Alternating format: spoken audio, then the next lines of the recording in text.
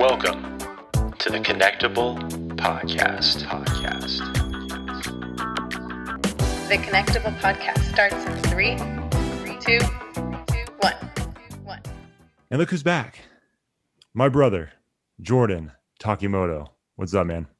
I'm back. Now, how transparent are we going to be about this? Are we going to explain what happened, or? Hey, man, we're always transparent about this stuff. So, yes, we are re-recording this. This is actually an episode that Jordan and I did. Well, let me take that back.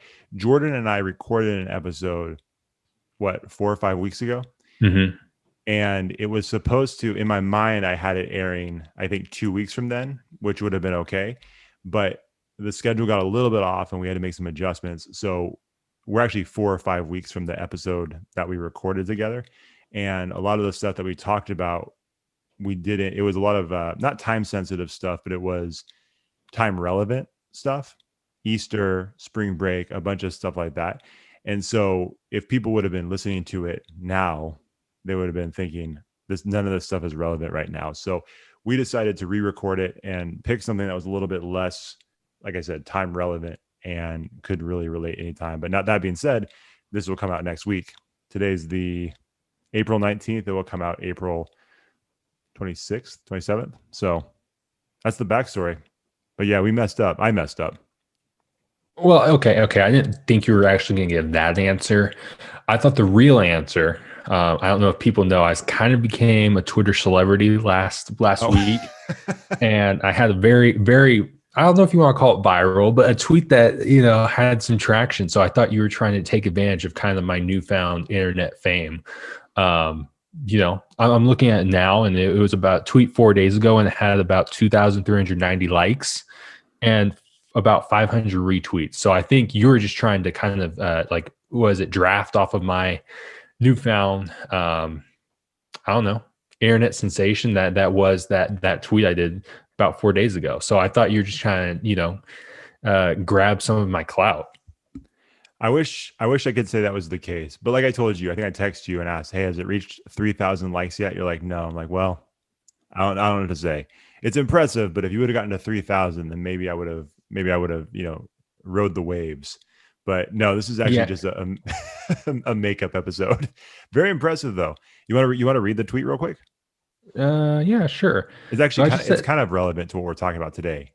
Kind of, yeah. So I just said I can always appreciate the boldness of a person who comes on Twitter and tries to convince people that a show is better than The Wire, but you just aren't going to win that battle. And I did it with the GIF in season 1 of the D'Angelo just saying the king stays the king, and like I said, it got a lot of attention, more than I've ever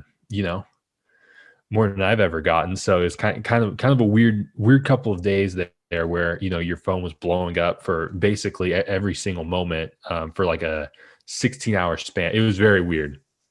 Yeah, it seems strange when you text me the updates because you experience some of the Twitter trolls, you experience some of the diehard Wire fans, you experience some of the diehard TV fans. You kind of got a taste of all of it, like stuff that celebrities go through or athletes go through on a daily basis with these people with all their crazy opinions.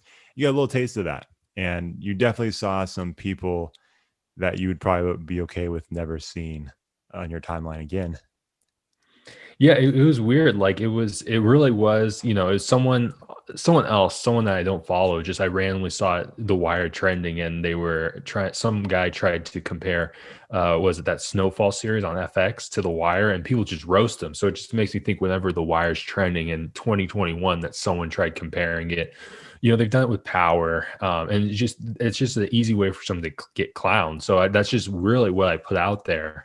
And it really wasn't, I had someone text me, it's like, "Oh, you definitely meant to get a big reaction out of people." It's like, not really. I mean, it was kind of just, I called it kind of a throwaway tweet. It was just something we were loading up for Warzone together. And I was just like, okay, this is weird. I'm just going to tweet this out.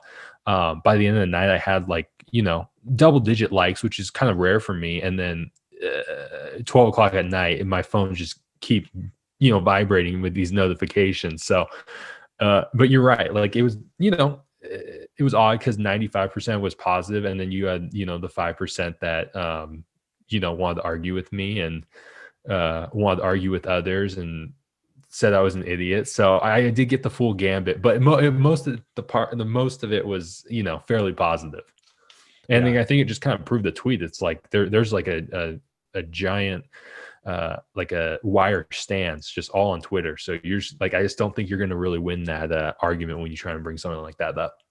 Right. And to address what the person that you were talking to said, that's kind of the point of having specifically Twitter, is to get a reaction for whatever you said. Now, whether it's something that you post that's positive and that people want to share because they like your, whatever it is, or they thought it was funny, or if it was something that was meant to be a little bit more divisive, then it also gets a reaction. But that's kind of the purpose of Twitter. I feel you want, I mean, they wouldn't have the like or the favorite button and the retweet button if that wasn't the point of it, right? Right. At least in my I opinion. just I just don't think it wasn't like in the sports world, it wasn't like a Skip Bayless tweet where you're trying, like it was just, I just thought it was kind of an obvious tweet. So I thought it was kind of a vanilla tweet that I definitely didn't expect to get that sort of reaction. It was like the opposite. I just, like I said, I thought I'm just gonna, sometimes I just throw stuff out there that, I don't feel great about. Like I felt better about like other tweets, some that I thought were wittier or funnier, and just crickets. But something like that where it's like, I'm just gonna throw this out there while, like I said, we're warming this video game up, and it was just like, it just kind of blew up. So it's kind of weird. It's pretty cool though. It's kind of a fun thing for that to happen. Yeah, and I think speaking of the Skip Bayless stuff, did you have like 2,000 different accounts where you just started liking your own stuff? Like, this is a great tweet. Good take, Jordan. Oh, I thought that's what the Connectable podcast is supposed to do. You just need to keep creating podcasts so I can just get more likes, because basically I have a baseline of 2 likes now, or it's probably 3 likes. It's probably you, your wife, and Connectable podcast will just like my stuff. So it's up the it's definitely up the like count, but it's basically you 3 times. I think you're gonna say it was Connectable podcast, Character Combine podcast, and then my personal one. I don't even like your stuff. No. Rachel's more consistent than Character. Sometimes even some of my tweets are too dicey for Character Combine. So some of them, yeah, I'm like, I don't know about this one. But that being said, no, that's not why I brought you on here. I brought you on here, like I said earlier, because the timeline got a little goofy. We are trying to bank a bunch of episodes, so I'll let you guys know right now.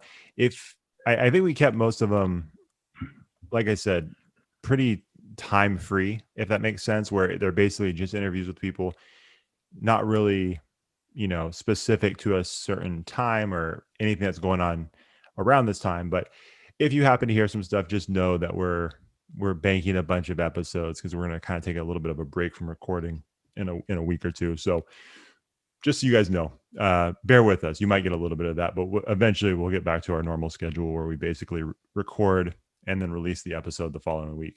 If I had more time, I would love to release something the day of, like a lot of people do, but I don't have the time. I can't edit all this stuff in the same day. I did hear somebody, a comedian, Chris D'Elia, he retweeted something the other day, and some guy was basically saying, I don't know why you pre-record your show. Basically like, how lazy are you? And don't you have, how much, like, why are you so busy that you can't re-record them? That seems like someone who's never done it before. That's, has a lot of time. I'm like, I don't know if it's as easy as you think, man. Maybe calm down. It's a weird thing to argue about too. I mean, I guess that's Twitter in a nutshell, right? Exactly. I mean, the person that's not as famous complaining about something that the famous person's doing. So exactly. So, which, who knows, with our topic tonight, we might even jump into that. So typically with Jordan, we just end up just randomly talking about different things. Part of that is because he's had to jump in last minute and save us a little bit. And then other times we just thought, hey, let's just talk and see what happens. Today's a little bit different. That being said, we'll probably still get sidetracked. I don't think we can help ourselves. But today we're actually going to be doing some movie talk. I think we both like movies. I know I love movies. I'm pretty sure you love movies as well. Mm-hmm. But sometimes on this show, when we talk about these random topics, I want to make sure it's clear that the idea of this podcast is still connecting people through relatable conversation. And I think for me personally, and I think for a lot of other people, movies are something that connect people. in a multitude of different ways, right? If you're going to a movie theater, you're around a bunch of people and you're experiencing a movie together, and you're experiencing the ups and the downs, the emotional parts of the movie, the funny parts of the movie, the action, the thriller, the scares. You're experiencing all of that as a group. It's something that connects us. You might go to your circle of friends or work or wherever. You might argue with movies because people have opposite views of you. You may argue about specific parts of the movie, like especially when it comes to like comic book movies or, you know, movies that have a long history of like a long mythology. And you know what I'm saying, like you have this like superhero movies, Harry Potter, Lord of the Rings, all of those that have these long histories, and I think people argue about different aspects of that. And then I think there's also people who just want to dive in and discuss different aspects of movies. So the thing I love about movies, one of the things I love about movies, is the fact that I think it is something that connects our culture in a lot of different ways. So I just want to make that clear. Like, I feel like sometimes we talk about random stuff, but the goal is still like, I think these are relevant topics for anybody. So, and we just like to have fun. So I guess the first question I have, and I kind of alluded to it already, but I love movies, and Jordan, I'm pretty sure you do too, right? Yeah, I mean, given the choice, I think typically I'd probably go more TV shows than movies. I typically enjoy those more. But yeah, in general, I do like movies. I think as I've gotten older, I think the amount that I get really excited for has shrunk. So I think you're just naturally just a little bit more sophisticated in your taste and kind of what you're going to really. I think there's a difference in what you're really a movie that you pursue and one that you go out of your way to see, and one that it's Sunday at 4 and you just want to pop one on. I think there's a difference. So I think in that respect, I think the amount that I get really excited for these days is a lot smaller. But yeah, I do really enjoy them. Nonetheless, and that's not to say, you know, I know we've made this joke before, and you kind of say that I have kind of highbrow opinions with lowbrow tastes. So I'm not necessarily a cinephile in that regard. I can't, you know, I took a film class in high school. We both did, but shout out to Mr. Alves. Yeah, no, and it was a good class, but I just don't think a lot of it, you know, especially when you go to the thematic things, it just doesn't click with me. So I kind of judge things based on kind of entertainment value. So I can't, you know, talk about cinematography, acting. I can't talk about any of that stuff really, but you know, it's just a lot of those things can be entertaining, and you know, I might not be able to articulate why it was entertaining, but you know, I typically enjoy them. Well, that's the cool thing about movies though too, right? It's all over the spectrum. You might have someone that just likes movies and doesn't want to think anything about what's going on. They just want to be entertained. You have some people that want to watch a movie and then treat it like an English class, where they're basically going to dissect each character's motives. They're going to dissect the themes, the symbolism, the metaphors, everything that's woven throughout the story. And then you have a bunch of people that are in between. And I think that's the cool thing about movies and the movie experience. But I'm with you. I think especially as I've gotten older, if I could, because I was really intrigued, and I think at a different point in my life, I probably would have dove headfirst into, I think it was what Regal was doing a little while ago before the pandemic, and they were doing that movie pass where I forgot the specifics of it, but basically you paid a certain amount per month and you could watch basically all the movies you wanted during that time. And I think you probably got, you know, a discount on concessions and different things like that. But for me, it's like that earlier in life, that would have been super intriguing because I watched a lot of movies. Now, as I've gotten older and I have a family, it's, you know, you don't go to the movies quite as often. You're a little bit more selective in which ones we go to. But, you know, it was a really interesting thing in that sense, because I think, you know, like I said, I would have probably done that a while ago. Now it's like, I don't know if I would really get the full value of it, because, you know, I even heard a teammate of mine one time when I was playing in an adult baseball league, they were talking about how, like, yeah, I don't want to waste my time going to a movie, like a rom-com at the theater, because it's on the big screen, you're paying a bunch of money. They felt like the theater was meant for big, like massive sized action movies where the scenes are huge and you wouldn't fully appreciate it unless you saw it on the big screen. You know what I mean? Mm-hmm. And I kind of fall somewhere along those lines. Like, I think there's some truth in that for sure. But again, there's other times where I can convince myself to go to a movie because I love the actor or the actresses that are in it. And I don't know. It's just an interesting thing. But yeah, I agree. I don't watch probably as many in the theaters as I used to. But that being said, I don't. Some people are like, I'd rather watch it at home, and I don't want to go to the movie theater. I like watching movies at home, but if there's like a brand new movie out there and I have the choice between the two, I would much rather watch it in the theater. I don't know about you. No, yeah, I'm the same way. And like I said, I feel like there's a difference in movies that you really anticipate and look forward to.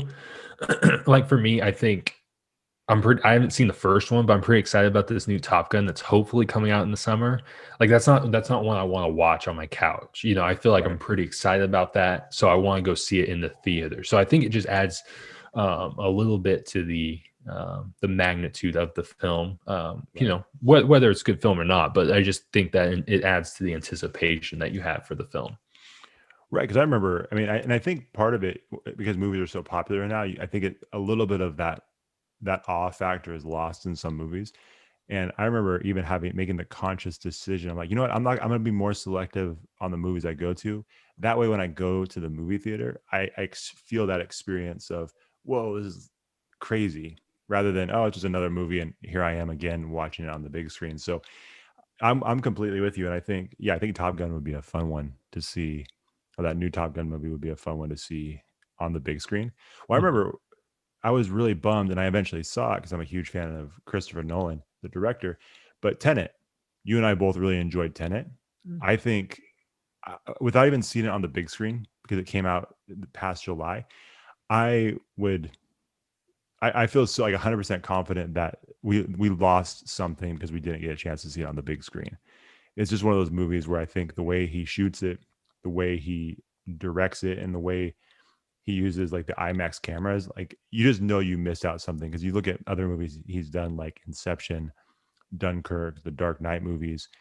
Uh, I'm blanking on the other one. With Interstellar. These are like Interstellar. massive movies that are so cool to see on the big screen. And I remember watching it on Tenet, watching it on the little like our TV. I'm like, dang, this is kind of a bummer. Like it's a cool movie, but you do feel like you're missing out.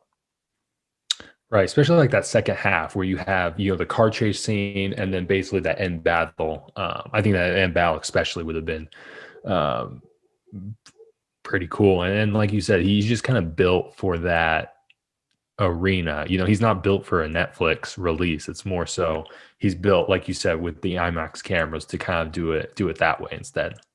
Well, because I saw Rachel and I saw Dunkirk at the IMAX theaters, and that was insane. And I was so glad we did that because there was you could definitely tell there was certain shots that were you could tell it was where the IMAX camera was used, and you just felt like you were immersed in the entire thing. I'm like, man, this is crazy.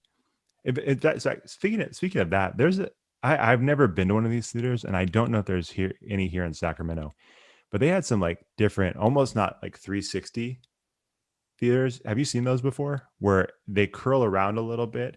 I don't know if we have any here. They're the only one I can think of where it may be is by the Art and Fair Mall, that New Century. They might have one, and I forgot what they're called, but it's a even more immersive experience.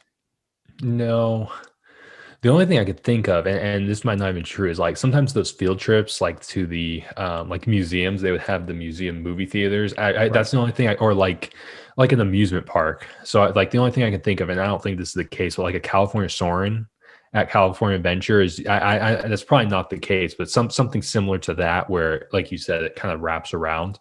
Yep. I don't know if I've been one. It probably would have been like a museum or a theme park type situation, but I'm not aware of one or in the area. Yeah, I wish I should have done my research, but I feel like there might be one around here, and I don't know if I need all that. That seems a little bit much. I'm cool with just like the big screen in front of me, and if it's a specific movie, seeing it in the IMAX would be pretty cool. But yeah, I just don't. I'm not of the mindset that I would rather watch all movies at home. It's just not really my thing. Kind of like with sports. You and I are big sports fans, especially when it comes to baseball. If I have the chance to go to a baseball game live or watch on TV, I would much rather go live. Now, obviously, it's super expensive and not really possible, but all the time. But again, there's something that you're like. There's a different experience when you see it. I think how it was meant to be viewed. You know what I mean? Mhm. So that being said, I loving going to the movie theaters.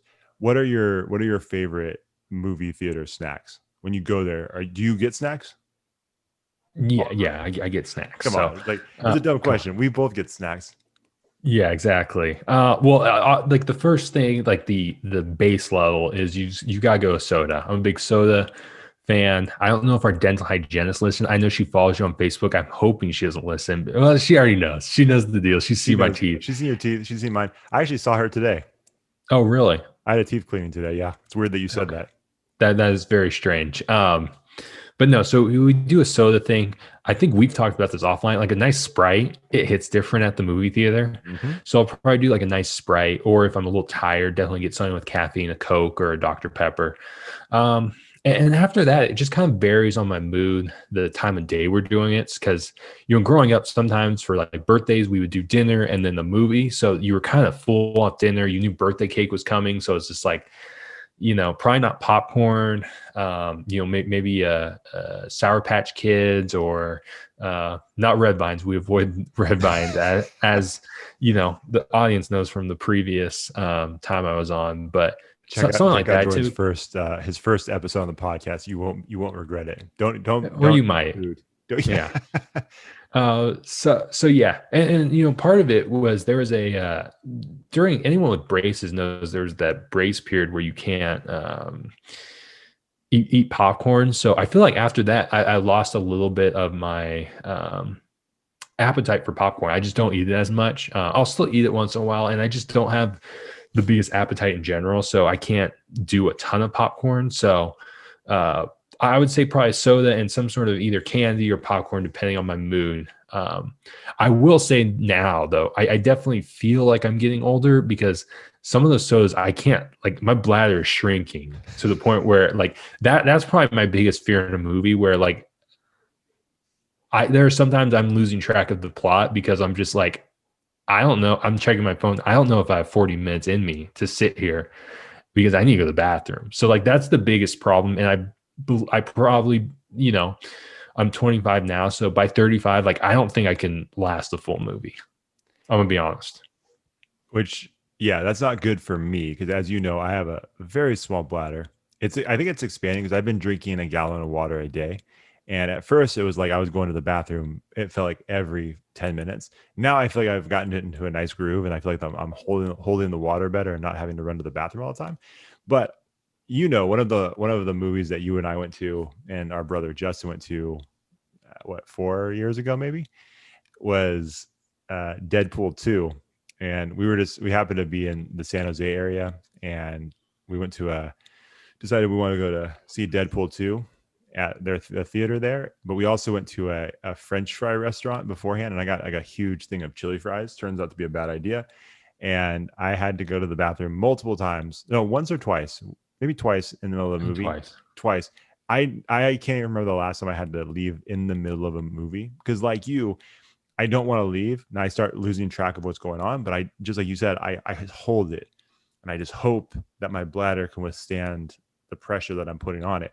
But this time it was like, nope, can't do it. Luckily, I just picked the perfect time to go because I don't think I really missed that much. Mm-hmm. But still, it was a bummer. You don't want to have to go. And then no one likes that person that gets up in the middle of the theater, especially where we were seated in the middle.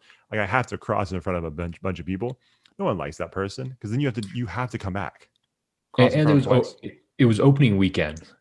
Yes. So I think it was like the second or third day it came out. Because it came out around my birthday. So I think that's what it was, pretty crowded. And we thought you were going to get popcorn because I don't know, there aren't too many AMC. It was an AMC, right? AMC, yeah. There aren't too many AMCs in the Sacramento area. There kind of are more in the Bay Area.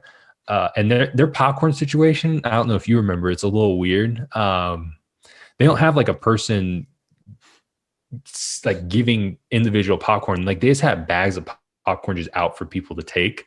And there's really no accountability for there's no really checks and balances system to where, you can be held accountable for what you buy and what you just grab. So we thought you were just going to grab another thing of popcorn. Right. But then we looked and it's like, oh no, we have a full bag still. I'm not sure where he's in. And it's like, oh, he probably went to the bathroom. Had some tummy issues. That's what was going down. But yeah, that was a weird situation as far as the popcorn, because and again, I don't know where everybody's listening to this podcast, but I'm assuming the majority of our listeners are from the Sacramento area. When you go to a lot of the theaters around here, it's a pretty standard thing. You either have to get your stuff from the person behind the counter, or they have these windy lines that, you know, everything is kind of within that, right? The candy, and then obviously the popcorn and drinks behind the counter. But this one, yeah, it was, for some reason they had all of the buy stations in the middle, and then on the outside were these popcorn stands where you could just basically grab popcorn, and no, like you said, no one was watching it, so you could have very easily grabbed the popcorn and then just moved right towards your theater. There was nothing stopping anybody. That's not what we did, because we're good people. We would never do that. But I know that people probably did it for sure. Like, there's just no way that doesn't happen. But you know, but yeah. Anyways, that's not where I was. I was, you know, handling business, unfortunately. But yeah, I want to mention too. I texted Deb before this, and wanted to get her answer to a couple of questions, and this was one of them. So she was saying that at the snack bar at the movie theater, she would get popcorn with extra butter and then something with chocolate. Now, I've said this before. I would also add a soda, but that's basically what I would do, is the same thing as her. So that being said, her and I can get along on that level. Here's the problem. I would never, ever see a movie with Deb, because on a previous episode, she was talking about how she's a talker during movies. So that's basically like, hey, Deb, if you're listening, we get along on the snack level, but as far as viewing experience, I could never watch a movie with you because I heard you're a talker, and that would drive me crazy. So you buy snacks together and then depart. Yes. So, you know, that surprises me about her. She kind of seems like the person that sneaks food in. So like she has like an entire Subway sandwich, and she's had like, hey, who's the lady with like the giant, you know, ham sandwich in her? Oh, that's Deb. That's a good call. So like I don't know what she like, what she would bring in food wise, but I could just see her being like why doesn't Deb ever go to the snack bar? Oh, because she has a full meal. Like she has a picnic basket. Like I just imagine that that's kind of the case. I could see that, but especially with the, you know, with her fitness background, like maybe some protein powder, and you could hear that like the shaker in her hand. It's like, oh, the fitness ladies in the back. Yeah, You just see the protein powder everywhere. Why does it smell like an acai bowl? Oh yeah, that's Deb. She went to the juice bar and got an acai bowl. Yeah, I can see that. But yeah, no, I actually, you know, I'm gonna text her, see if she can give us a call real quick. Yeah, no, but I'm with you on that. Or with her on that. I do like popcorn. I like butter on the popcorn. I don't like you know how they have those little shakers with the flavoring? I don't know if anybody uses those. I think the idea of that is disgusting, because I want to go there for buttered popcorn. I don't need to add all this other stuff to it. And I like chocolate candy. I'm a huge chocolate fan. So, you know, M&Ms, butterfinger bites, whatever it might be. I'm good with all that stuff. I also like the cookie dough bites they used to have there. I know not everybody likes those because they're kind of dry, but I really enjoyed them. I thought they were tasty. But the one thing I don't like, and they used to do this on the outside of the popcorn bucket. I don't know if they still do this, but they would say, hey, have you ever tried throwing your Raisinets in the popcorn? Now, I know a lot of people like that. That to me is disgusting. Like, keep the two separate. Balance the salty and sweet, but I don't need a bite of Raisinette or M&M and popcorn. But people like that though. People really enjoy that. I feel like that's marketing for like kids. I feel like that's a kid thing to get, you know, kid. That's kind of what I think is going down there. It's a marketing thing targeted towards the kids, you know. That's what I think. But you're right. I'm sure there are some adults that, you know, like it. I imagine your guys at the Spivey Special podcast probably like just, you know, the works in their popcorn, just throwing it all in. That's just the kind of guys they seem like to me. But I'm probably like you. I like things separated, and I like to enjoy them one at a time, probably. Yeah, that's me. That's a good question. I should have asked them the last time they were on the podcast, but didn't even think about that. We were talking about a bunch of other random stuff. But you know what I don't like is, and I know we've had this conversation before, and I know for a lot of people this is a controversial statement. I don't like the straws, the sour straws. I think those are overrated, and I don't understand why people like those so much. I just don't like them. Yeah, I like the sour straws. I You know, know, I know. yeah, I don't know, they're just good. I like the sour gummy stuff. So, um, yeah, I don't know why you don't like them because you do like the Sour Patch Kids. So, like, I get it's like a different consistency. It is a little stickier. I will say that. Like, you do get that on your fingers, and um, yeah. And I mean, those probably run you like you probably get like 16 to 20 a pack. So, like, after a while, those do get old real quick, and your tongue starts like feeling numb. So, I understand that, but one or two is pretty good. Okay. Yeah, no, I'm good with uh I don't need them in my life at all. But I do love Sour Patch Kids. Sour Patch Kids are really good. That's not this podcast. I feel like we're starting to go into the like a Halloween podcast, which did we do the Halloween podcast on Halloween candies? We didn't we? No, We not didn't? me. I don't think. Okay, maybe not then. All right. Well, never mind. We're gonna keep this thing moving. So, oh, and by the way, Deb said yes, of course. She snuck food in. So Yeah. we were right on. She seemed like it. Now that being said, I have snuck food into the theater as well. In fact, back when I was in middle school, I think it was, and I was going to a lot of movies with my buddy Jordan. Shout out to Jordan Kingsbury. We would go to a lot of movies up in Folsom, and the theater we would go to had a gas station just right in the same parking lot. So his mom would drop us off. We would walk over to the gas station. We would get candy bars and a couple different king size candy bars and then stick them in our pockets. And then we would walk into the theater, get the big popcorn and soda, and we were basically set for the entire movie. Can't do that these days. I'd be rolling out of the theater if I tried to do that now. Not that I don't want to. I love chocolate, but can't bring in multiple king size candy bars and finish it during a movie. That's a bad idea for me now. Yeah, probably not ideal, but I think you and your family can share one.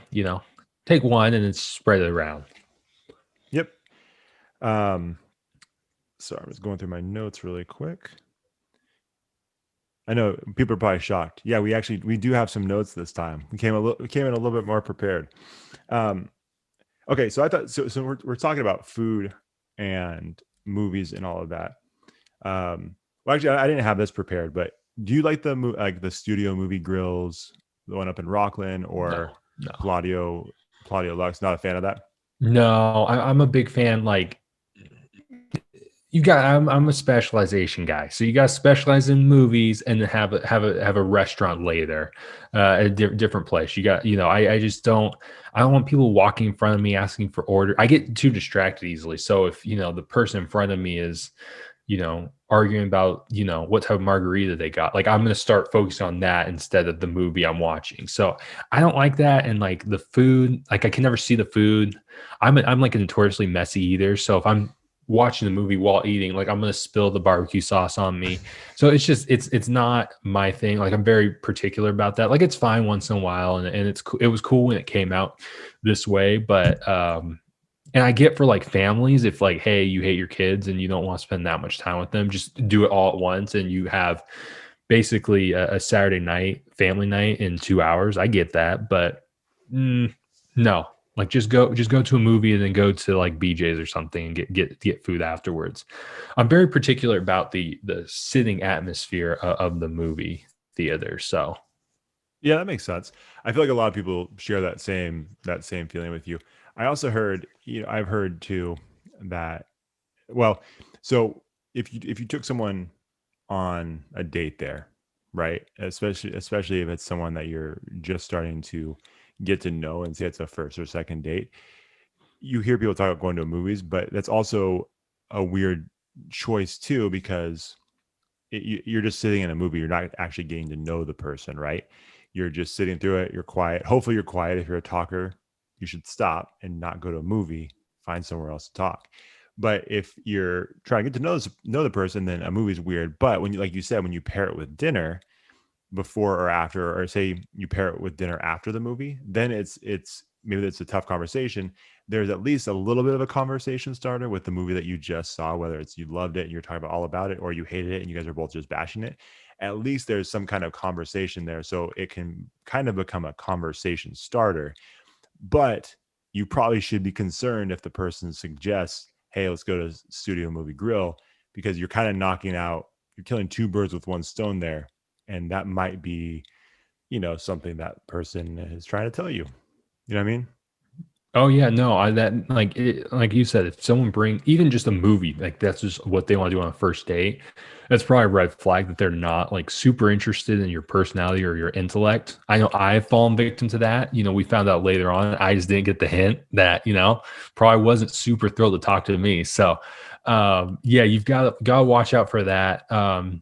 Because I think now everyone knows kind of the general, like it's probably not the best first date move. So I think everyone knows that. So if that's the, the date suggestion, then that's probably very telling about how far this is going to last. So I think so. Unless you're both like introverts and, you guys are focused on other stuff and, then in that point, maybe it's okay. But I think most people want to try and get to know the other person. So you would think so. So like I said, just be wary out there, everybody. If someone invites you to go to the movie Studio Movie Grill or a place like that, just brace yourself. That's all I'm gonna say. Brace yourself for what may be coming. So no, my original question was gonna be, okay, so this is a weird thing, and I saw somebody post about this a little while ago, and they were talking about Netflix, and if you're eating a meal in front of the TV, like if you're getting dinner ready and you want to like sit down and watch a movie, they were basically saying that not one piece of food will be consumed and the movie will not start until they are set in their seat, drink in hand, food in hand, everything is ready to go, and that's when they'll start the movie. I'm glad that person said that because I feel the exact same way. I'm not trying to like get stuff together when I want to watch the movie. Like I don't press play and then try to gather up my stuff as the movie's starting. Like I will not take a bite until I'm sitting down, movie starting, and then ready to go. I don't know. Is that weird? No, you know what? I think I gave him a face originally because I think I must have misread your original text. I thought you meant like they finished the meal by the time it starts. Like this person was incapable of eating and watching a movie at the same time. I thought that's what you meant originally in the text. And I was like, oh, I don't know if I know this person that you said mention that, but just be better. You can't multitask and eat and watch TV at the same. Like I don't get it, but that makes more sense. Yeah, actually preparing the food. Yeah, I mean, you would like, especially if it's your first time seeing the movie. That's definitely a no. I mean, if it's if you're watching that Sandler film for the 17th time, it's like you can probably prepare your meal and miss the first 10-15 minutes of that. But if it's brand new and you're watching it with someone, you've got to wait. You've got to be prepared to eat and watch at the same time. That's what I think too. And I just have a weird thing. There's been times where I'll sit down and I'm ready to go and I'm getting ready to press play and I realize I don't have a napkin. I'm like, hold the phone, everybody stop. And then I run over and grab a napkin and then I'm good to go.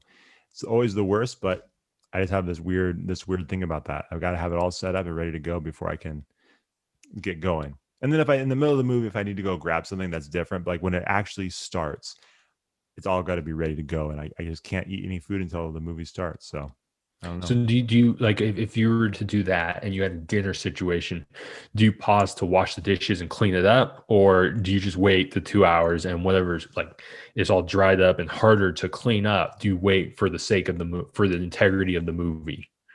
I usually wait until the movie's over. That's probably where we differ. As soon as things are done, I'd probably take a break, bathroom break, go wash the dishes, and we're good to go. Yeah, small bladder. Small bladder. No, I think, I'll say this, it probably depends on the movie.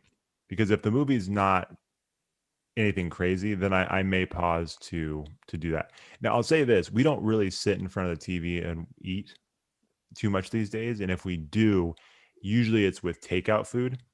So it's all in the container and like a cardboard container or to-go thing. So that's where I'll say that. There haven't been too many moments recently or the last couple of years where we've done that.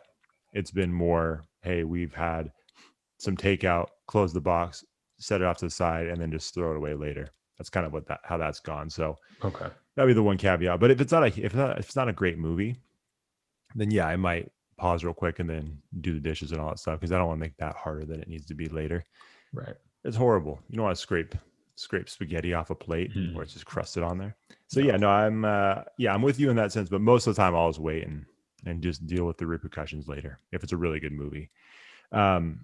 Okay, so we're just gonna jump in this. We've already been recording for a while. See, I knew this is the problem. We have all these topics to run through and we just get distracted with other stuff, but that's all right. So we're just gonna run through these really quick as we can, which may not be feasible, but what is your favorite genre of movie? That's a tough one. Like, can you answer for me? I feel like you know me pretty well. I don't know if I have a favorite genre. I feel like it's, when you see it. Like like there are just certain things that are like a Jordan movie. Like I feel like I like a variety, especially like my favorites. Like I feel like my favorites can vary from like I like some of the very specific space ones, comedies, actions, thrillers. I feel like I don't know if I could articulate like one genre. I think it definitely depends on probably the pacing. Even that I have some slower paced favorites that I really like. Sure. Well, I mean, like, what do you think? Well, I was gonna say, I feel like if people listen to the first episode you did with us, they're like, "Oh, that dude definitely likes comedy," because that's all that episode was just straight comedy. And they probably think you do love the Adam Sandler type movies, like the slapstick comedy, because that's basically what those stories were. And it'd be a perfect scene for one of those. How awesome would that be if those stories ended up in a movie? Someone heard it on the podcast and said, "You know what? That's a great idea," and just stole your property, your intellectual property. Oh, I would be very upset. I'm very, very, very touchy about that. And, I'm sure people have already stolen certain ideas from your podcast. So I hope not. You guys, if you did that, aim higher, aim a little higher. No, I mean, yeah, you're probably right. I think you're probably pretty balanced in the kinds of movies that you like. Yeah, especially if you look at your movie collection, I think it's pretty balanced. Yeah, I mean, and we're probably pretty similar. I think I'll say this. I think that you and I are probably similar in the sense that it's probably easier to mention the movies that we don't like, the movie genres that we don't like. I'm not a horror movie fan. It's never really been my thing, and I'm talking like straight horror movie. I know that you and I saw Us together, which I don't, especially after seeing it, I don't really consider that a horror movie. No. It is, but Get Out. Also, I enjoyed that one. I don't consider that one a horror movie. I consider it almost like a mystery thriller suspense. Right. But I'm talking like Saw. I'm talking, Friday the 13th. I'm just not into those. Those don't do anything for me. Paranormal Activity. All of those can just miss me because I'm not interested at all. And other than that, I'm pretty open to different kinds of movies. I can't say I'm deep into the foreign films. I'd be lying if I said that. But that, anything else, comedy, thriller, I think those are probably my big ones, comedies and thrillers. I do like a good spy type movie, Jason Bourne, James Bond, those types of movies. And also, comedies. I love comedies. Comedies are tough though, too, because I feel like, for me, I mean, I think the last, because I've seen a lot of comedies, but the ones that I really enjoy and I feel like I was laughing out loud with the rest of the audience. I mean, I think the last one that I saw that made me laugh that hard was probably Deadpool 2, the one that we saw together. But I mean, prior to that, I'm trying to think, man, I think it was The Hangover was one of the ones that comes to mind that just made me, I was just like dying when I saw that movie. I'm sure there's others too, but those are the ones that are big for me. But yeah, I like comedies and thrillers. Those are kind of the big ones. Yeah, like I said, I think I don't know if it's based on the actor, actress, but I think I think people that really know me, they can kind of spot, oh, that's a Jordan movie based on the trailer or whatever. So, like you said, the action thriller, like you said, I don't do horror, foreign. I mean, I watched Parasite. That one's pretty cool. I haven't seen that. Yeah, that one's pretty good. So I would definitely recommend that if you want to get into the foreign space. I know there was a couple years ago, my little brother's girlfriend came over and like I tried spending the dinner trying to convince her that was my favorite genre of film was foreign. She wasn't buying it, but that's all right. Yeah. We tried. You try. That's a tough sell, especially the more she gets to know you. It's like he's not watching any foreign films. No. That's a stretch. Parasite, I understand because that one was really well received and won a lot of awards. But you're not fooling anybody. Jordan No, watching come on. some French film. I can't see it. So what? Let me ask you this: have you ever cried during a movie? I wouldn't say I bawled. So like I think the big one that most people my age mention is Marley and Me, and like that doesn't get me. Like I'm just like, okay, not to be insensitive, but shout out to people with dogs. You know, I know when our dog passed away, it was tough, but in the moment, it just doesn't hit me like that. And I'm not necessarily a frequent crier. Like I'm not incapable of crying. I think certain things get me more than others. So this is gonna sound weird, and I think you'll Was it understand. Moneyball? Did you cry at Yeah, Moneyball? yeah, Moneyball. Yeah. Whenever the Dodger 2020 World Series film comes out, I'll probably be bawling. No, so I think the one that like again, you're not crying, tears aren't falling down, but your eyes get watery. It's probably Toy Story 3. Oh, that's a good one. There's something nostalgic about Andy giving up the toys that, you know, definitely gets misty in there when it comes, you know, with me. Like I said, I think that's the only one off the top of my head. But I just feel like as I'm getting older, I'm just more emotional. So I feel like, you know, again, 35, I'm going to have, you know, a smaller bladder and I'm just going to be crying at, you know, these Disney movies that I'm going to have to take my niece to. Sure. The Toy Story 3 is an interesting one because my daughter's a big Toy Story fan.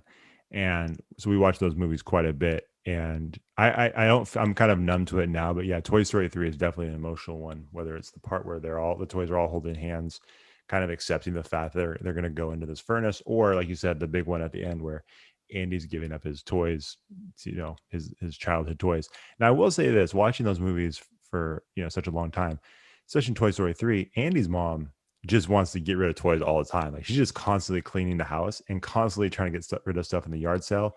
And I'm like, dang, I know for us, I still have toys that were really meaningful to me as a child. And I kept those. I thought it'd be fun for my kids to play with, or they're just cool things. That's like, yeah, that's a fun piece of my childhood that I keep. Andy's mom's like, nah, we're erasing all your childhood memories. Like you're going to donate it or we're going to chuck it in the trash. She just has no sentimental, emotional attachment to any of those toys. I never really realized that when I first saw those movies, but yeah, she's trying to get rid of all of them. Yeah, she really like it seems like she spent like a good 4 hours a day, like binge watching the Minimalist doc on Netflix. And that was it Marie Kondo trying to organize. She spent 4 hours and she was just inspired by that and just always want to throw stuff out just to be just minimalist and just hate her kids. I know. And she's yeah, it's crazy. I never really picked up on that early in the movie, but yeah, she was just constantly like, see ya toys. We don't need you anymore. And she probably has just the cleanest house of anybody in the world. Like you said, she was ahead of the game for sure, because that movie came out quite a while before The Minimalist. So yeah, good for Andy's mom. But yeah, I for me, I can get a little bit emotional during movies. I can't remember if I've ever cried during a movie, but I will say 2 movies that I could definitely feel it coming up. One I wasn't expecting. The second one, I knew I was in trouble. And the first one was Creed 2, which I know sounds like a weird one, but the reason being was we saw that movie when my wife was pregnant. And I don't know if anybody hasn't seen Creed 2, he has a baby daughter in that movie. And there's a part where you basically find out that she has a hearing problem that's, you know, passed on from the mom. And so watching him, you know, by the boxing ring alone at night with his daughter, she's just crying and like he's getting frustrated and not sure what to do. I'm like, oh, I started feeling it come up. I was like, oh, this is what my life's gonna be in a couple of months. This is what my life's gonna be. So I remember feeling it there. And then the other one that you know, I saw after my daughter was born, again, it may seem weird, and I think people probably got emotional, but for different reasons, was Avengers Endgame. And we saw that movie. We actually saw that movie together, a bunch of us. And I remember going into that movie and seeing that Tony Stark had a daughter. Like when I saw a little girl come out of the tent, I'm like, oh no, I'm about to cry in this movie. I know something's going to happen and I'm going to lose it because it's this father-daughter thing. I'm like, nope, it's gonna happen. And definitely a couple of those scenes from that movie got me close. I'm like, oh, the waterwork's gonna happen. You know what I mean? Just because there's that father-daughter connection, definitely softened me up, if you will. So I know 2 weird movies, but that's had a connection for me for sure. Yeah, I mean, I feel like that makes sense. I feel like that tracks though, especially like you said, given the context, it definitely makes some sense. Sure. But yeah, I've never seen Marley and Me. I love dogs, and I just don't have any desire. And I love Owen Wilson. I love Jennifer Aniston. Love golden retrievers. I love the main 3 in the cast. Not gonna happen. Just not my thing. Okay. We don't watch scary movies very often. But is there a movie that scares you? I mean, most of, I mean, I never like go into some of these rated R movies because the trailers are going to be like, even if it's a comedy, like the trailers are going to skew more mature. And so you get some of the horror ones. And I don't like the sensation of people like of jumping or getting scared like that. I'm not as bad as your wife, who rumor has it, she jumps at Disney movies because those startle her. I'm not that bad. She's jumped at a lot of movies over the years. We've gone to like I said, we're big movie people. We've gone to a lot of movies, and there's been a couple times. One time, I wish I could remember which movie it was. It was an action movie because we don't watch horror movies. It had to have been an action movie, and something startled her. Her feet went up into the seat, up into her chest, and she was shaking like, ah, like, what is going on? What happened? And something just jumped out and startled her, and she was just like knees in the chest and just terrified. So, and a couple times she's grabbed my arm and just had a death grip, and I have these red fingerprints on my finger or my hands or my arms from her hands because he was prepping you for labor. Pretty much. The death grip. Yep. But no, I mean, yeah, I mean, there are times I'll definitely jump from the trailer. Yeah, I just don't go down that alley. Us was probably the last one. Yeah, exactly. So I don't venture into that too much. Yeah. I do remember one Halloween where I spent the night at a guy's house. And we were probably late elementary school, early middle school. And it was, like I said, Halloween. And it was like we were watching an on-demand movie and it ended. But you know how on demand, like they'll have like the trailers or some sort of trailer playing over and over again. So we're trying to fall asleep. And all of a sudden you just hear that trailer for Midnight Meat Train with Bradley Cooper just play over that. I mean, when you see something like that, that kind of freaks you out as you're trying to fall asleep in like basically a stranger's house. Right. I've never been to this guy's house before. So it was just that was kind of weird. But other than that, I try to avoid it. And if anything, I get scared by the trailers. Yeah. So there's nothing like, there's whether it's ghosts, zombies, hackers that are hacking people. Like I don't think it matters. Like I just get scared by being jumped or, there's that nun trailer was kind of weird. Ooh, that was good. That one, I liked about that one. I appreciate that because I don't like jumping either, but in that one, you saw at the end of that trailer, you saw the nun or the whatever it was at the end of the hallway, right? Mm-hmm. And you're like, oh, something's gonna happen, and then boom, from the side, something jumps out. It really got me. I appreciate the cleverness in that jump scare, but wasn't fun. Yeah. I remember that. I don't remember what movie that was, but what wasn't fun. But like you said, you can appreciate it afterwards. Sure. The movie that scares me is Deliverance. Not technically a horror movie. I guess maybe it is a horror movie. I don't know, but it's an older movie with Burt Reynolds. I'm sure if there's anybody who's older that listens to this, they're probably very familiar with Deliverance. I'm not going to go into what happens in that movie, but let's just say it terrified me because I saw it when I was maybe middle school, high school, like late at night. It was just on. I'm like, oh, people say this movie's terrifying, and I'm watching it. It's like, this is not that bad. And then a couple of scenes go down. I'm like, I don't ever want to go in the woods again. I'm not going camping again. You know what I mean? I don't want to, every time a pig squeals, it freaks me out. So a lot of bad stuff happened in that movie. So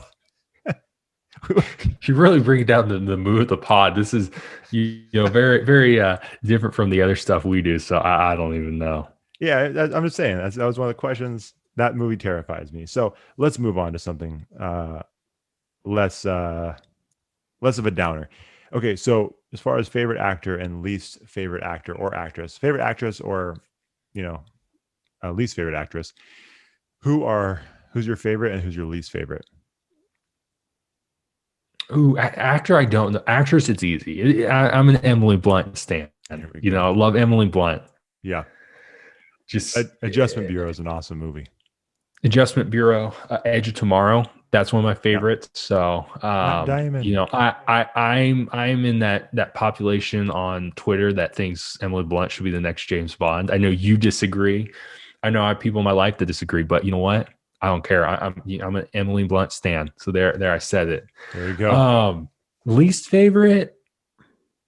I don't know if I have a least favorite actress.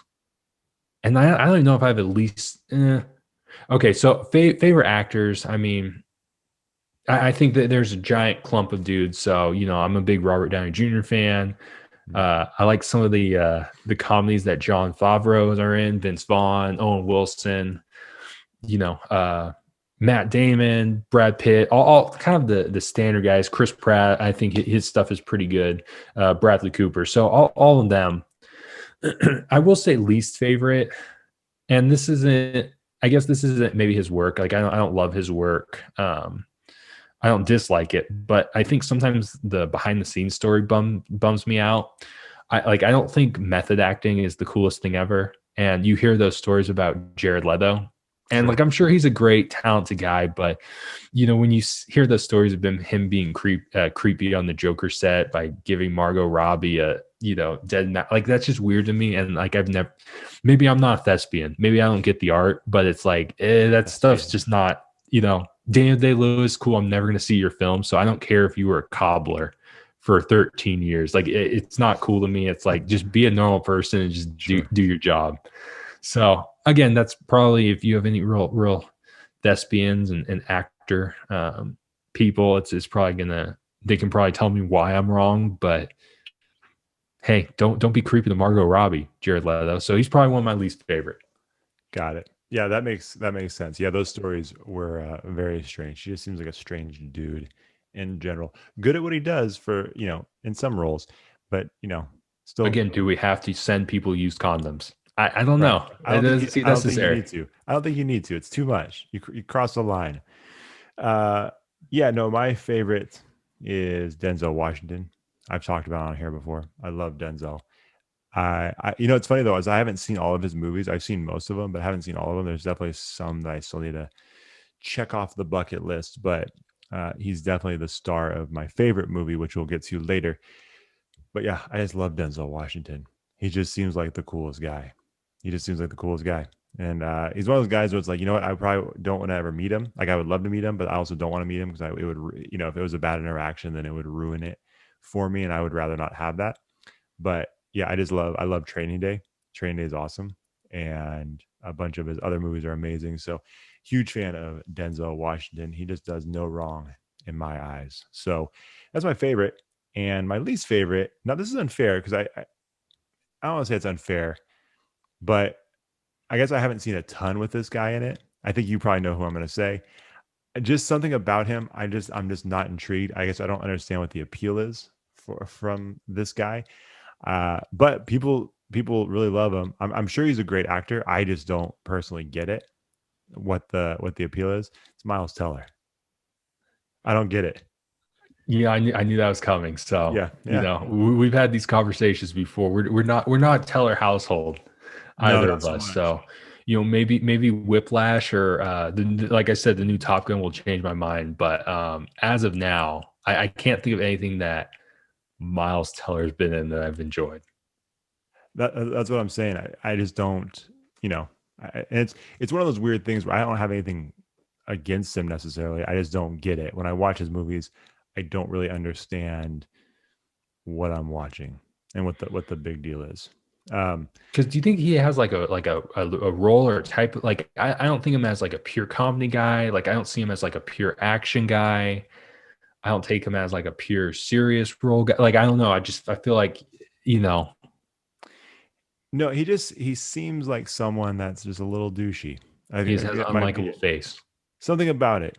Yeah, something Okay. about it. And I'll say that I've heard him on a couple of podcasts, and that probably didn't help either because he just seems kind of like that. But again, that's not. I guess Big that's not Philly for me guy. So right, right. Maybe that's it.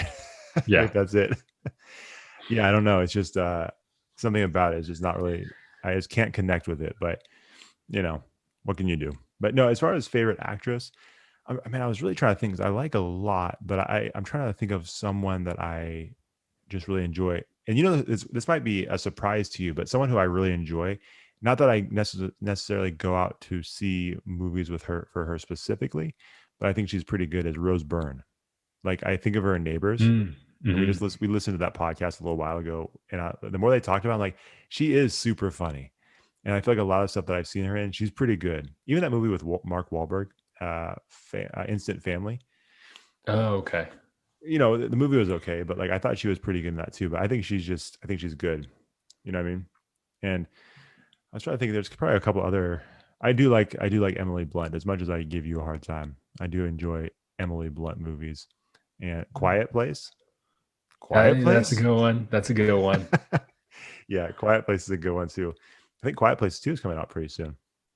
Yeah, with the guy from Peaky Blinders, Mr. Yeah, Steal Your Girl, Jim Halpert, the Peaky yeah. Blind 5'8" Peaky Blinders guys coming in and stealing your girl. Watch out. Yeah. Also, I'm a big Steve Carell fan. I know we've talked about that before. Mm. He's really good too, and I just enjoy seeing him. I did mention this on one of the other podcasts because I watched the morning show. Not a fun watch when you enjoy Michael Scott, but he's good Same though. with Foxcatcher. You don't want to root for the guy, but you know what? He has that twinkle in his eye that's like, hey, I kind of rooting for this guy. I shouldn't, but I shouldn't do it. That's weird. I never saw Welcome to Marwyn. Do you remember that movie? yeah. I was so excited for that because it was the producer of Forrest Gump or the director of Forrest Gump, and it's like all this stuff, right? And I'm thinking, oh man, Steve Carell, really creative concept, and that movie bombed. Mhm. So I actually never ended up seeing it. I wanted to, and maybe one day I still will, but I think that one stung because I saw the reviews. It's like, this movie sounds like it was trash. Which, speaking of, one of the questions, so two of these questions I have, well, like I said, we'll try to wrap this thing up quickly. So I forgot to write down an answer for this, so I'm not even sure how to answer it. The biggest movie letdown, one that you were really excited to see and you heard a lot of hype, and then you saw it like, this was a bummer. And then the worst movie you've ever seen. Now I do have an answer for that, but I unfortunately I don't have one for the biggest letdown. I wish I did, and I can't think of anything off the top of my head. But what do you got? Okay, yeah, and this one's probably not a popular opinion, because I know a lot of people like this. I actually went to see this movie with a buddy, and now like he banned me from choosing movies going forward because this was so bad. Was Sausage Party. I'm a big Seth Rogen guy, and when Sausage Party came out, you see a trailer, and you think it's hysterical. And it just never really materialized in the movie. Like I wasn't even, offended by kind of the crude stuff. You go in expecting it to be crude just based on the concept, but I didn't think it was one of his best. So probably that one, I was pretty excited about that one. And it was like, I don't like it. Wait, okay, hold on. I'm with you. It's not a good movie, and it's not that funny. And I would say it's probably his worst movie that he's done. But you're telling me your buddy likes that movie so much, and he has a problem with you saying that you don't like it? No, because he hated it more than me. So the fact that I Oh, recommended it, like I lost, that, got and it. he didn't like The Revenant, so he's an idiot. Uh, he's gonna listen to this, I think. So whatever. Hey, shout out to you, man. I don't know you personally, but if you don't like The Revenant, I don't have to tell you, dude. It's a good movie. But that being said, man, I'm with you as far as Sausage Party. That wasn't good, but No, that makes more sense. I thought you were saying that he was a big fan. Like, no, really? hand raised. That's my fault. That's my fault. Oh yeah, sure. You did take the L on that one. Yeah. The one that I saw that was complete trash was The Counselor. Couldn't tell you what that movie's about, but it had a bunch of people in it. It had, oh man, I'm blanking on the main Was character's that the one name. with Cameron Diaz? Yeah, it's the one with Cameron Was it Diaz. Natalie Portman No, it was or Keira Knightley? Penelope Cruz. I think. Okay. I think it was Penelope Cruz. But and then I can't remember the guy's name. He's a well-known actor. I just can't remember his name right now. It had that dude Javier Bardem was in it. A bunch of people in it. Brad Pitt was in it. Okay. I was gonna say Brad Pitt. Movie was awful. I couldn't tell you what it was about. It's probably just over my head, but it got horrible reviews. And yeah, there's a scene with Cameron Diaz in a car that got awkward and weird in the theater. Everybody in the theater was kind of like, "What is going on here? Like, what is happening?" Oh, that's what she's doing. It became very uncomfortable in the theater. And yeah, that movie, I just walked out thinking I just wasted a lot of money on this trash. And I was excited for it. Couldn't tell you anything about it. By far the worst movie that I've seen. So I haven't seen it, so I can't. I'll take your word for it. Although you have a theory that I like whatever you dislike, and whatever you like, I dislike. So I'll probably end up loving The Counselor. So I might pop that on right after this, just see what's going on. hey man, enjoy yourself. I think you're gonna be like, what is this trash? But yeah, there is a theory out there that you are a contrarian when it comes to movies, and that you just like to. That's why I sometimes people don't know this, except for some close friends and family. When it comes to movies, I don't really give Jordan too much of an opinion about movies I've seen before him anymore, because I think it sways him in a negative direction. So I'm like, nope, you decide on your own, man, and then you figure it out from there. That's how I choose to give you movie reviews. So I don't talk to you about it anymore. Yeah. So I guess that's a good transition to my least favorite, because I'm not going to take movies that are just universally hated. I'm going to take something that people really like that I just don't get. So I have two in mind. One a few years ago, the other one was probably last year or so. I really hate Silver's Linings Playbook. Yeah. I like that movie, but you do hate that one. It's just like, oh, we're going to spend just an hour and 50 minutes just yelling at each other. Is that all that's going on? So it's probably not being very sensitive to the mental health group out there, but it's just like, oh, wait, you were just going to spend 90% of the time yelling, the other 10% learning how to dance. Like, I don't know what to do with this, know? So it's probably that one. And in a similar vein, one that people liked, and again, it's probably for the same reason, was Uncut Gems. I was going to say Righteous Gemstones. That's the TV stuff. That's the TV show with Dan McBride. No, yeah. Uncut Gems. Like, again, it was just kind of like, oh, we're taking all like the Sandler movies where he's just yelling it, and we're just expanding that to 2 hours. And it's like, and I'm not the biggest gambling fan, so I don't listen to a lot of gambling content in like my sports consumption. So it's like, I don't know. I don't know what to do with this. He's just yelling, and Yeah, I haven't seen that movie. I know it got a lot of Oscar buzz, but I have not seen it. So I'm still probably gonna check it out at some point, but haven't done it. But that's interesting. I do remember you saying that, and you're right. I think that's probably not the most popular opinion, but it's all right. That's because it's your opinion. It doesn't matter what other people think. So, speaking of opinions, last question. And then we'll get to our connectable or connection suggestions. But top 3 movies. So I'm just gonna give you mine really quick. I'm not even gonna explain too much. But number 3, I'll say this: I was having a really tough time picking number 3. I think there's a lot of things that could go in that third spot. But the one that came to mind, it's a movie I've loved since I was a kid, and even when I watch it now, I still love it just as much, is The Sandlot. I love The Sandlot. I love baseball. There's a couple different baseball movies that I could have put in that third spot, Bull Durham, Major League, but I really love The Sandlot because it just holds up to this day. Amazing. Number 2, Dark Knight. I'm a huge Batman fan. I remember I saw The Dark Knight, I think 3 or 4 times in the theater. I loved it that much. And I just think it's an amazing movie. And like I said, I love Batman. And then number 1, my favorite movie of all time is Man on Fire. Again, going back to Denzel being my favorite actor, I love Man on Fire. It's super intense movie, and I just love everything about that movie, the way it's shot, the different themes throughout that movie, and I just love his acting in that movie. He's a beast. So those are my top three. I hate this question so much. I'm not prepared. Well, just give me top one. Can you give me a top one? Probably not my favorite. Here, I'll give you. I do a couple that you really like. I do really like Moneyball. Yeah. Moneyball's awesome. So probably Moneyball. Like I said, I have a couple of others that I could rattle off. But what about Limitless? Because Limitless was up there for you for a while. I do like Limitless. So like that one, it's not maybe going to get the buzz that the others do. But I mean, my thing is you get like a performance enhancing drug. You have Bradley Cooper, Robert De Niro, drug dealers, action, and something that increases like a person's capability. Like I'm all in. So I do like that one. So. A Star Is Born, one of your favorites? Like if you're going to break it down by genre musical, yeah, maybe. I think that by genre musical with Lady Gaga and Bradley Cooper. If like you break it down to that specific thing, it's one of my favorites. Okay, let's be honest. Did you just bring that up because I sing the song? Yeah. Okay, yeah. So sometimes I don't like. And yeah, sometimes also like hear hellos. Like, what is going on here?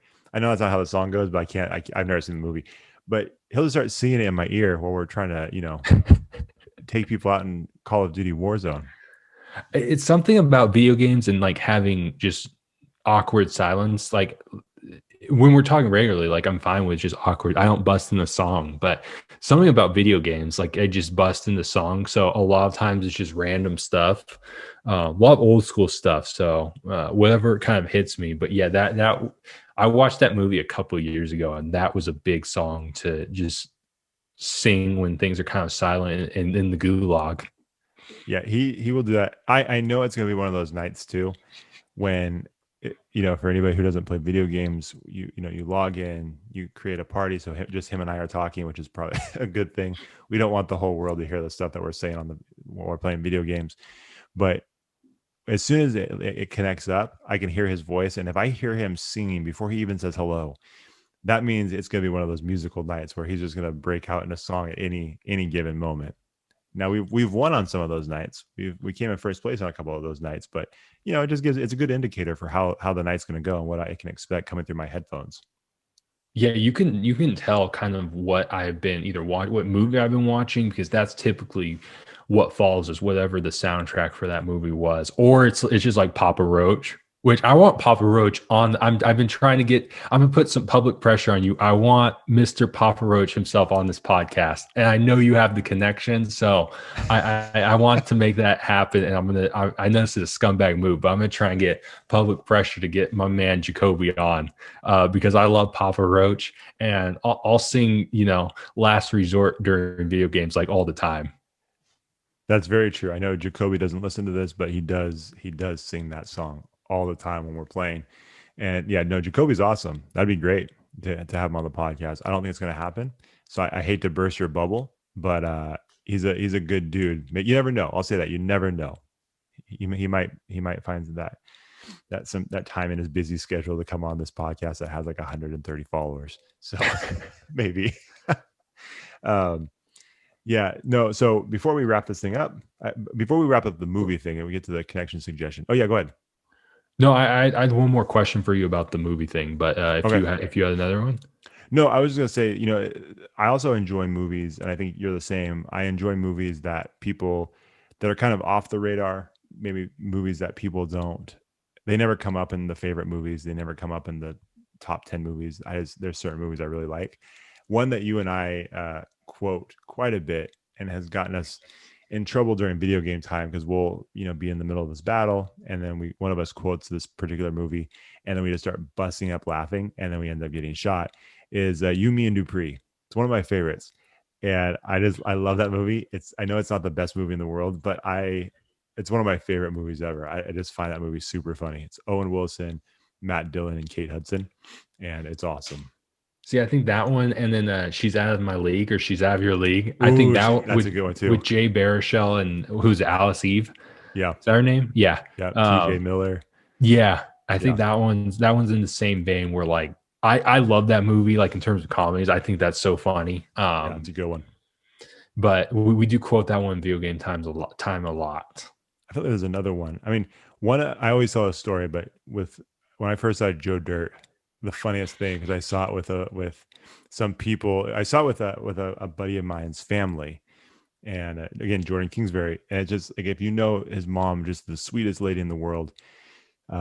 Not really her style of comedy, and so I think that was my first experience was watching that movie with his entire family and her just being horrified when he's like, "What? Nut? Your nuts frozen to the porch?" All that stuff. Like imagine watching it with this woman. It's a a very bizarre thing, but yeah, I just love movies like that. They're fun.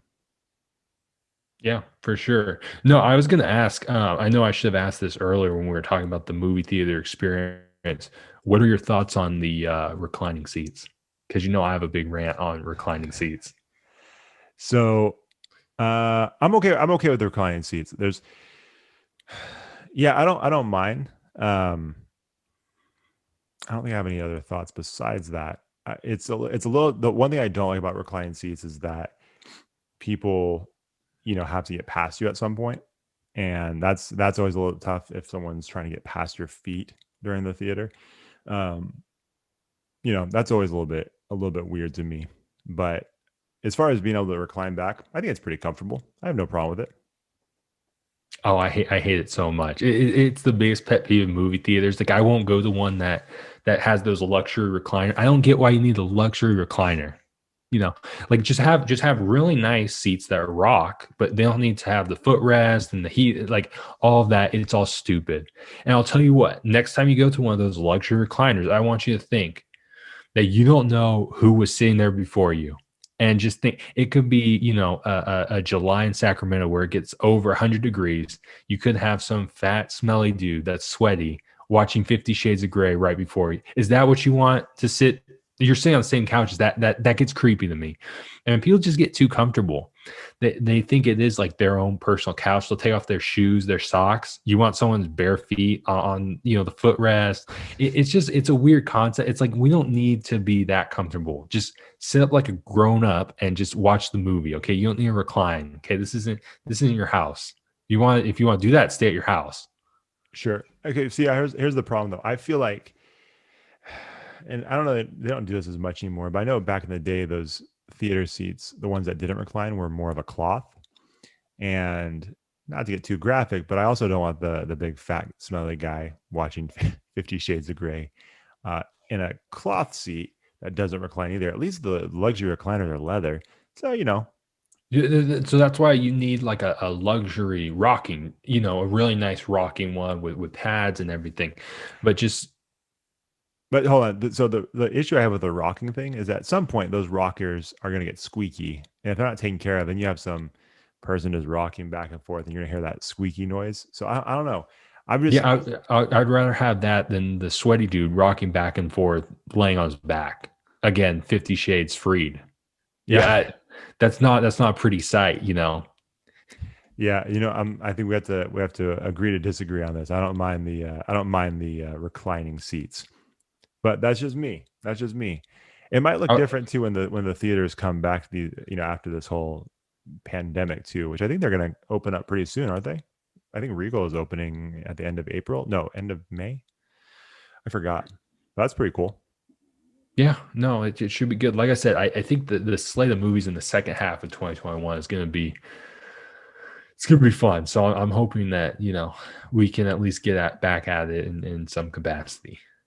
I hope so too, because I don't want to ever have to watch Tenet or a movie like Tenet from. Can you imagine if this happened when the Avengers came out? That last Avengers movie, or even Infinity War? People would have figured out a way. People would have rioted. Yeah, a massive issue. Yeah, people would have. They would have rioted, or you'd have like the more productive half, and they would build their own outdoor. Like they would have like made up some sort of engineering feat to accommodate a large mass of people. Yeah, I agree. So that was fun. That was good movie talk. I think we ran long on that one, but what can you do? We usually do. So, as always, we like to toss out our connection suggestion. That's basically a brand, organization, restaurant, person that we feel like everybody should be connected to and should be aware of. Because, as I said before, this is the Connectable podcast, and we're trying to just help everybody get a little bit more connected. So, that being said, I'm just going to go ahead and go first. My connection suggestion is our buddies over at the Mindset Podcast. They have a really good podcast, super cool. Those guys are actually pretty young. They're in their early 20s, but they're just doing a lot of great things, talking to people in different areas of business and sports, trying to help everybody just gain a greater just mindset for life, competition, business, all of those different things. Those guys are super ambitious, and they actually just released some clothes, some apparel for their Mindset podcast. So really cool stuff. They have one really cool shirt. I think it says 305, which I believe is the Miami area code. Mr. Worldwide. Mr. Worldwide. So I'm not gonna be wearing that one because it feels silly because I've never even been to Miami. But if you're in that area, or if you're from that area, I would definitely check out. That's a really cool shirt, and all their stuff's really cool. So check them out. Check out their podcast. It's at the Mindset Podcast. And yeah, that's my suggestion. Usually I have two, but I'm going to toss another one out there. La Placita, Orangeville, La Placita. It's a restaurant. I don't think they have an Instagram page, but it's a Mexican restaurant. So if you like good Mexican food and you live near Orangeville, California, definitely check out La Placita. Did you do that one before? No. Okay, I've talked about it before, but I don't think I've ever. Confused then. I'm getting confused. That's a problem, man. You've been on the podcast too often if you're already getting confused, because that means you've heard a lot of connection suggestions, and it's gonna, And see, I'm even more confused because of the lost episode. The lost episode needs to be like a pay-per-view. So like if someone wants to pay for because we had some funny stories on the lost episode. We did. I can't remember what that was, but we did have some. We actually, it's funny. It was the spring break stories, and yeah, we called Deb. We called Deb in the middle of that one. I was going to try to call her this time, but I decided I didn't want to do that again with the editing. So, what was the spring break story? Well, we had Google, San Diego State, UCLA, getting kicked out of UCLA. Okay. Getting kicked out of Google, and then the San Diego Instagram malls prior to. Okay, you're right. Those stories deserve to be told. Okay, this is a long it's episode. A tease. Anyways. It doesn't matter. No, it's not a tease. We're gonna let the people in right now. So, okay, go ahead. So the Google story. Jordan and I went to WrestleMania when it was at Levi's Stadium. So we went to WrestleMania and we got there the day before, and then we stayed the night at a hotel that's right near the stadium. But that day before, we were just kind of doing some different stuff. We went to some different places, and we were like, hey, we should check out Google because we just saw The Internship, which is also a really funny movie. Love that movie. We saw The Internship, which is based at Google, and we're like, oh, that seems cool. Let's just go check it out. So it was a Saturday. Nothing was really happening at Google, but we just parked the car, and then we started walking around. Well, if you've ever been to Google, you know that they have bikes everywhere. There's just these bikes everywhere. It's like what are those like those Lime bikes? Those bikes that you see all over cities. Mm-hmm. It's like that, but there's you don't have to pay for them. You just pick it up and hop on. So we saw, oh sweet, there's all these bikes. So we grabbed bikes, and then we're just cruising around the Google facility, just cruising all over, just having a great time. We're using our GoPro selfie sticks. We're taking pictures of each other. It's like, hey, watch this, and just doing stupid stuff. And as we kind of reach the end of this one section of the campus, we see a bunch of people, and we see a security guard, and the security guard looks at us and then kind of just moseys along in front of us. He's like, hey, fellas, can I see some badges? We don't have any badges. Like, well, these bikes are for employees only. I need you to step off those bikes. All right, man. No problem. He was very kind about it, but also very much like, I'm not going to ask twice. Get off the bikes. It was like the kindest, but yet most condescending thing we've ever been told. Because he knew right away. Like, yeah, we're above average in terms of like intelligence, but he knew we weren't like Google smart. That's very It's kind. like You're above, maybe they you're could above average. I know. pick up trash there. I don't know, but like he just made that assumption that we weren't there on a weekend picking up trash. Yeah, he's like, they're not supposed to be on those bikes. And then it's funny too, because as you and I were walking away in defeat, we saw a couple on bikes as well. It's like they're gonna get shut down too. You can tell they're not Google employees. And sure enough, you look back, it's like put the hand up and then ask them to get off. But yeah, it was very funny. I actually had a similar. Did I tell you this? Did I talk about this on the podcast before? I had a similar incident at an airport where I was. Yeah, you're on like a TSA list. You're on a no fly list. I don't know. I might be. I don't travel that much, but I might be now. We were coming back from Chicago for my sister-in-law's wedding, and we were at the Chicago airport, whichever one it was, I can't remember, and getting ready to come home. But I was walking through the TSA line, and the guard's like, "Hey, why don't you step over here?" I was like, this younger guy, and I'm like, "All right." So I had my backpack, and he had my backpack, and I walked over there, and he went over to this older gentleman and they pulled out what was my GoPro handle, but the handle it's rubber, but it looks like brass knuckles. It has like the knuckle holes or the finger holes, and you're supposed to hold your GoPro like this. And so they pulled that out. I'm like, uh-oh, this is not going to be good. And he's like, all right, brother, this is what we got here. What do these look like to you? I said, they look like brass knuckles. And he's like, exactly. You think you can take this on a plane? I'm guessing not. He's like, so you got a couple options here. I can either throw these in the trash right now, or you can go check this bag. Like, well, I'm gonna definitely, I'm gonna go check the bags because that was an expensive piece of equipment, and I would rather have you not throw this away. He's like, all right, fair enough. And he's like, just sent me on my way. But it was just embarrassing. It's like, I'm not bringing brass knuckles on the plane. These things are super rubber. He's like, these are. He even said, he's like. Because the younger guy was like, hey, man, it just looks like a handle for, camera. He's like, yeah, I get it. These things are all fun and games when you get them, but can't take them on an airplane, can you? I'm like, all right, well, I guess I'm heading back. But yeah, I don't know. Those guys aren't, I get it. They steal a lot of stuff every day, so they're not the most friendly, but they might have just cause right there. Oh, he was super friendly though. That was the funny thing. He was super friendly, but just very matter of fact and like, what this looks like, right? Like, yeah, it looks like brass knuckles. I guess I'm not gonna take this on a plane with me. Sure enough, I didn't. So, but no, go ahead and real quickly tell us the San Diego State story. Oh, I mean, I think you tell it better. I mean, we just went for. We went for it was probably my senior year, I think, senior year, where I was taking tours to San Diego State. So we went for their open house, and I think it didn't seem like there were a lot of people on campus, like in terms of actual students. So we might have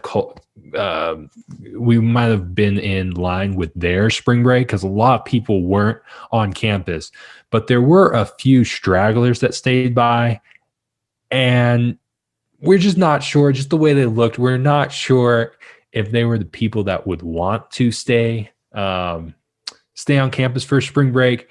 So I'm not accusing San Diego State of doing anything.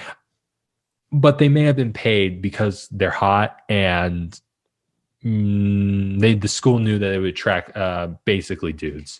And it was especially bad or prominent when we got a tour of the gym. And so that you saw, oh wow, I've never seen this many hot people in my life. Like it was to the point where it's like if I went there, like, oh, I'm not taking my shirt off and no one's ever gonna see me. I'm gonna be the guy, jumping in the pool with the shirt on, and I'm not even like obesely fat. Like it's just a little doughy. Yeah, but or you're gonna take some HGH, get on some testosterone. Yeah, just exactly. Really juice yourself up. Yeah, exactly. So we go through the gym, and it's like, oh, this is by far the greatest like it was like the greatest collection of people I've ever seen in my life. Then we go to the pool area, and you just had these hot people, like basically the hottest people you've ever seen. Like I said, it was like basically Instagram models before they were like Instagram models was a thing, and they're just laying out. And I swear, like I honestly think that they screwed up like the business logistics of it, because if you had people right at the pool area and you said, hey, we can guarantee you right now, problem is tuition tripled and you're going to have to pay triple the amount. I guarantee every single guy would have signed up right then and there, because that's how problematic the situation was there. And so it was just, like I said, it's just full of beautiful people. And,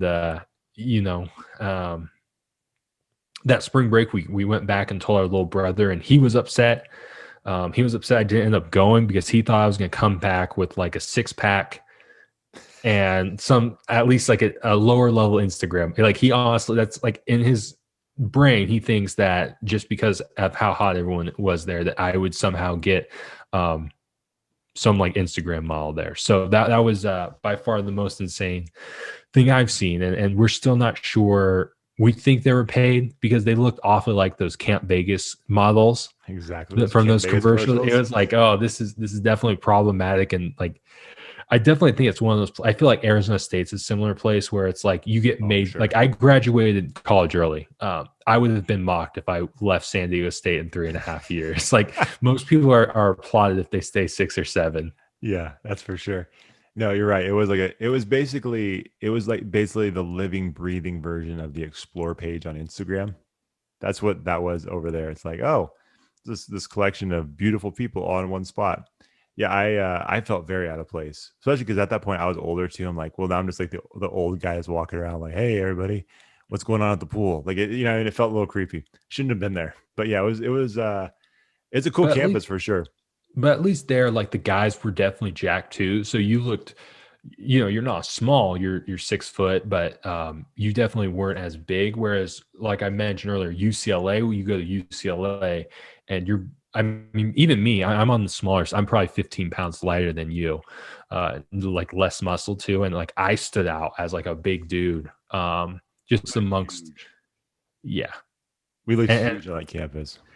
And, just going through there, it's weird because everyone's so small. But we also tried getting into their dining hall, and we got in and we were able to look around. But it was kind of like that scene in The Hangover where the security guards are kind of whispering and they kind of get a sense of what Heather Graham and Ed Helms are doing, counting the cards. So you could see Pete, like, security kind of talking like, who are those 2 dudes? Aren't students, they're just going around like the lasagna section over and over. And so we almost got kicked out, but we were able to kind of escape, just like they do in The Hangover, escape the casino. We were able to kind of escape the cafeteria, but that was kind of another run-in with authority that could have ended poorly because we weren't definitely small Asian UCLA students. No, we were definitely the tallest Asians there, that's for sure. And yeah, that was a fun. I always just enjoy going to those campuses and seeing, like, basically you and I were just spending the entire time trying to find different sports fields because we're both sports fans, and that's kind of how that's how we got lost in the cafeteria. Mm-hmm. But again, it's not our fault. We got in. We shouldn't have been able to get in. You talk to the people who monitor the gate. That's how those problems start, with them, not us. We just happen to walk in there. So. Did you have your connection suggestion? I again, I'm confused with this lost episode. So I think, did I mention Uncle Vito's at the lost episode? You did. So good. Mention Uncle. I'm gonna do them. Uncle Vito's, and I think it's in Midtown and downtown Sacramento. I think they have a couple locations. Those are the ones I'm aware of. They might even have a Davis one. Go there if you like good pizza. I know I think it's across from Ace of Spades. That sounds right. I think I went there for a training a couple times, and like, it's definitely my go-to because you can kind of get it sliced quickly and be able to kind of walk the city. People kind of made fun of me because they kind of knew me, and for some reason I'm pegged as just the pizza guy. I don't even eat that much pizza, but there's like, Jordan probably went to that pizza place, and I was like, yeah, I kind of did go to that pizza place because it's delicious. So go to Uncle Vito's in Sacramento. I think their Instagram is just Uncle Vito's. There you go. It's like Jim in The Office. Big tuna, yeah. Big pizza, yeah. Hey, Jordan, big pizza. That's how it's going to start going if you keep going down this road. Yeah, exactly. So that's all we've got for you guys today. Make sure you guys follow us on Instagram at Connectable Podcast, on Twitter at Connectable Pod, on Facebook at Connectable Podcast, YouTube at Connectable Podcast, and then as always, if you guys can head over to Apple Podcasts to subscribe, rate, and review the show. We definitely appreciate it. Also, head over to our YouTube page and subscribe there.